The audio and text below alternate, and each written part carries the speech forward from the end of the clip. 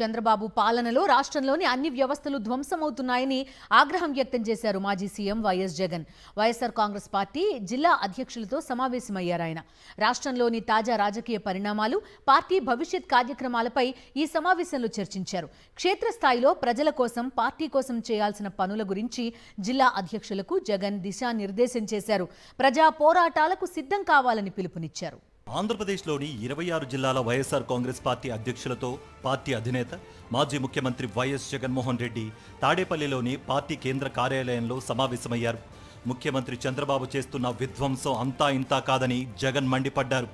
విద్య, వైద్యం, వ్యవసాయం వంటి అన్ని రంగాల్లోనూ విధ్వంసం కొనసాగుతోందని, రాష్ట్రంలో రెడ్ బుక్ రాజ్యాంగం మాత్రమే అమలవుతోందని, విచ్చలవిడిగా జరుగుతున్న అవినీతి గురించి ప్రజల్లోకి బాగా తీసుకువెళ్లాలని జిల్లా పార్టీ అధ్యక్షులకు సూచించారాయన. ప్రజలకు సంబంధించిన అంశాల్లో ఒకరి ఆదేశాల కోసం ఎదురు చూడొద్దని, మీకు మీరుగా స్వచ్ఛందంగా కదలాలని జగన్ చెప్పారు.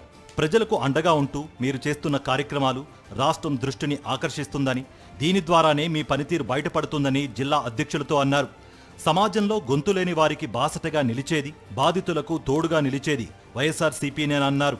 జూన్, జూలైలో గ్రామ, మున్సిపల్ డివిజన్ స్థాయి కమిటీలు పూర్తి చేయాలని, ఆగస్టు నుంచి అక్టోబర్ మధ్యలో బూత్ కమిటీలు ఏర్పాటు కావాలని దిశానిర్దేశం చేశారు.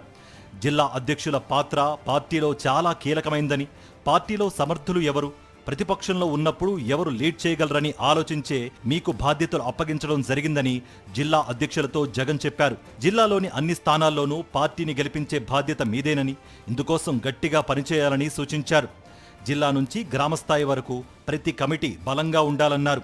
ఏదైనా నియోజకవర్గ ఇన్ఛార్జ్ పనితీరు బాగోలేకపోతే పిలిచి చెప్పగలగాలి. అప్పటికి పనితీరు బాగోలేకపోతే ప్రత్యామ్నాయం చూడడంలో మీ భాగస్వామ్యం కీలకమని జిల్లా అధ్యక్షులకు జగన్ చెప్పారు. అసెంబ్లీ నియోజకవర్గాల్లో పార్టీని సమన్వయం చేయడం, ఎక్కడైనా నేతల మధ్య విభేదాలు వస్తే పరిష్కరించడం మీ బాధ్యత అని వారికి చెప్పారు. ప్రతిపక్షంలో ఉన్నప్పుడే మన నాయకత్వ ప్రతిభ ఏంటో అందరికీ తెలుస్తుంది. భారీ లక్ష్యం ఉన్నప్పుడే బ్యాట్స్మెన్ ప్రతిభ బయటపడుతుంది. ప్రతిభ చూపించగలిగినప్పుడే ఆ బ్యాట్స్మెన్ ప్రజలకు ఇష్టుడు అవుతాడు. రాజకీయాల్లో కూడా అంతే. ప్రతిపక్షంలో ఉన్నప్పుడు మనం చేసే పనుల వల్ల ఎలివేట్ అవుతాం. ప్రజల దగ్గర, పార్టీలోనూ గౌరవం పెరుగుతుందని వైఎస్ జగన్ అన్నారు. జిల్లాలో ఏం జరిగినా మీరు ప్రజల తరపున నిలబడాలి. కార్యక్రమాలు చురుగ్గా చేయాలి. ప్రజా వ్యతిరేక అంశాల మీద గట్టిగా పోరాటం చేయాలన్నారు. లేదంటే పార్టీ పరంగా అవకాశాలను కోల్పోయినట్లేనని జగన్ అన్నారు. మనమంతా రాజకీయ నాయకులం. మన జీవితాలను రాజకీయాల కోసం పెట్టామనే విషయం మర్చిపోవద్దని, ఎట్టి పరిస్థితుల్లోనూ వెనుకడుగు వేయకూడదని స్పష్టం చేశారు. జిల్లా స్థాయిలో ప్రజా సమస్యలను బాగా వెలుగులోకి తీసుకువస్తేనే ప్రజలకు దగ్గరవుతామని అన్నారు. ప్రజలకు మరింత మంచి చేయాలన్న తపన, తాపత్రయం ఉంది కాబట్టే రాజకీయాలు చేస్తున్నాం. నాన్నగారు చనిపోయిన తర్వాత ప్రతి ఇంట్లో నా ఫోటో కూడా ఉండాలనుకున్నాను కాబట్టే రాజకీయాలు చేస్తున్నానని, అలాగే ప్రతి జిల్లాలోనూ మీ సేవల గురించి ప్రజలు మాట్లాడుకోవాలని జిల్లా పార్టీ అధ్యక్షులను ఉద్దేశించి జగన్ అన్నారు. సాధారణంగా ప్రభుత్వంపై వ్యతిరేకత 2-3 సంవత్సరాల తర్వాత గానీ బయటపడదు.